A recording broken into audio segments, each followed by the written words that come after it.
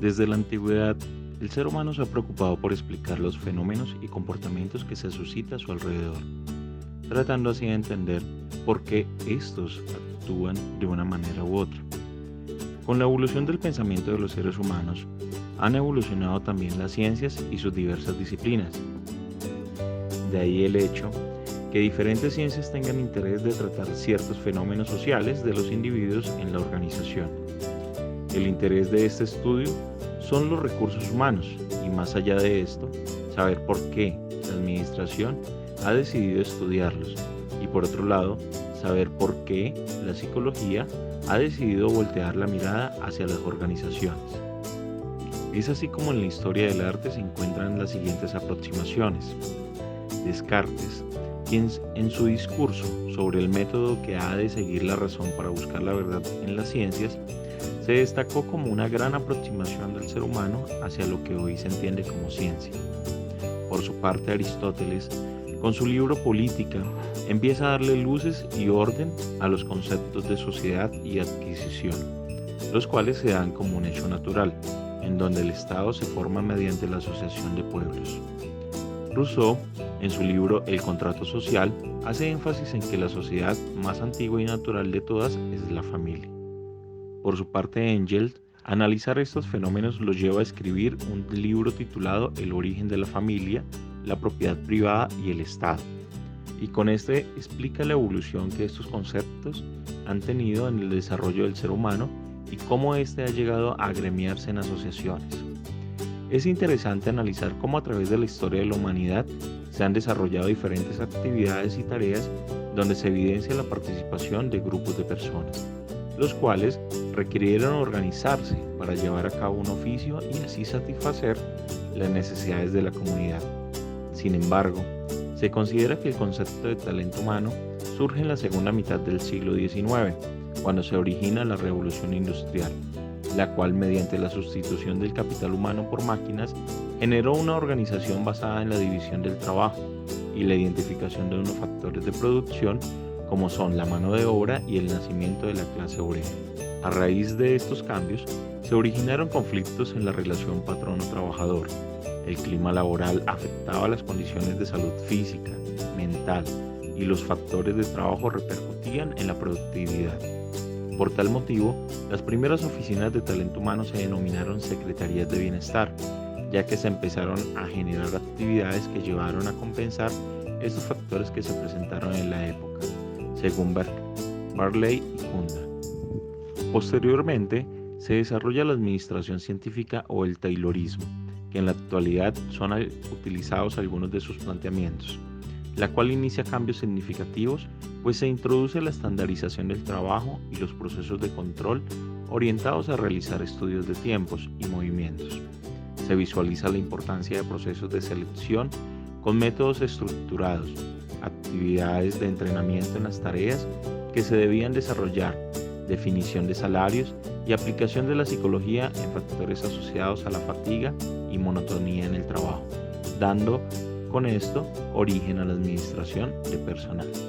Sin embargo, el Fordismo y el Taylorismo, aunque tienen sus especificidades, comúnmente se los toma como sinónimos para denominar la organización del trabajo que está basada en la fragmentación de la tarea, el control de los tiempos y de los movimientos del trabajador, la separación entre concepción y ejecución, la disposición del trabajador sobre la línea de montaje, entre otras.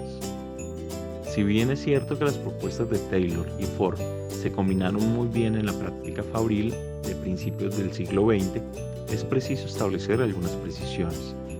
El Taylorismo se identifica con el conjunto de principios y técnicas propuestas por Taylor en su obra Principios de la Administración Científica de 1911. La sistematización técnica de la filosofía de Taylor comprende diversos aspectos interrelacionados. Existe un modo óptimo de realizar una tarea. Para ello es necesario analizar el trabajo de manera científica, descomponiéndolo en operaciones por medio de estudios de tiempos y movimientos. Todo el proceso apunta a la normalización de cada segmento de trabajo, donde no caben las iniciativas individuales. La primera descomposición debe separar planeamiento y ejecución. Hay quienes deben pensar y otros deben hacer, ejecutar. La planificación concentra ahora los conocimientos que poseían los trabajadores, conocimientos que ahora se clasifican y tabulan para establecer reglas y procedimientos fijos para ser ejecutados. Definido el modo de ejecutar la tarea, es preciso seleccionar de manera científica, por medio de psicotest, a los trabajadores que reúnen las condiciones necesarias para un adecuado desempeño y capacitarlo a tal fin. La ambición debe ser estimulada de manera individual. Montero, 1996, establece un salario diferencial por piezas. Esto evitará el trabajo en equipo, que se considera altamente ineficaz y limitan las ambiciones del trabajador. Para Aglietta, el taylorismo es el conjunto de relaciones de producción internas en el proceso de trabajo que tienden a acelerar la cadena de ciclos de movimientos en los puestos de trabajo y a disminuir el tiempo muerto de la jornada de trabajo. Por su parte, el Fordismo no es un término unívoco y al menos puede ser tomado con dos puntos de vista, como un modelo de organización y gestión empresarial y como un modo de organización sociopolítico y económico. En el primer punto de vista, el Fordismo se le asocia al modelo de organización y gestión empresarial que tomó como base las experiencias de Henry Ford a principios del siglo XX, donde se combinaron o recrearon principios y técnicas tales como la introducción de la línea de montaje, donde los trabajadores debían ejecutar la parte asignada, intercambiable, según el ritmo impuesto por el transportador, la disposición de las máquinas en las fábricas, siguiendo los procesos que permitían suprimir movimientos innecesarios y tiempos muertos en la producción, y el acento puesto en la administración salarial basada en la necesidad de ampliar los propios mercados. Para ello era necesario elevar los ingresos de los trabajadores. El segundo punto de vista es la que sostiene la escuela de la regulación, cuyos autores más representativos son Aglietta, Courier, Fior y Sabel, entre otros. Para ellos, el Fordismo es una superación del Taylorismo, por cuanto designa un conjunto de importantes transformaciones del proceso del trabajo íntimamente ligadas a los cambios en las condiciones de existencia del trabajo asalariado, que originan la formación de una norma social de consumo y tienden a institucionalizar la lucha económica de clases en la negociación colectiva.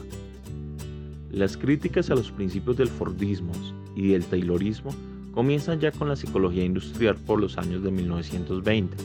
Los trabajos como el de Elton Mayo intentan establecer la relación entre la satisfacción del trabajador y su productividad. En los problemas humanos de una civilización industrial de 1933, argumentaba que los obreros se sienten menos satisfechos cuando la empresa crece y por tanto es más distante e impersonal. Sugería que los directivos debían organizar el lugar de trabajo de tal forma que el obrero pudiera sentirse aceptado y comprometido con un pequeño grupo para mejorar y aumentar la producción. El rasgo de estas propuestas tenía una finalidad limitada al ámbito de la empresa y no realizaban un cuestionamiento a los supuestos básicos mencionados anteriormente. En el mundo actual, las personas constituyen una ventaja competitiva para la organización. Es por esto que en los últimos años la inversión realizada ha aumentado para los procesos de selección, formación, capacitación y compensación. Siendo así, en el siglo XXI el talento humano es considerado como el elemento más importante en una organización, donde las personas deben ser motivadas para adoptar aquellas conductas que cada individuo perciba importante para la satisfacción de las necesidades, teniendo en cuenta el entorno y el medio en el cual se desenvuelve cada una. Según Ecos, en 2015, refiere que 3 de cada 10 empresas tienen dificultad para conseguir el perfil que desean.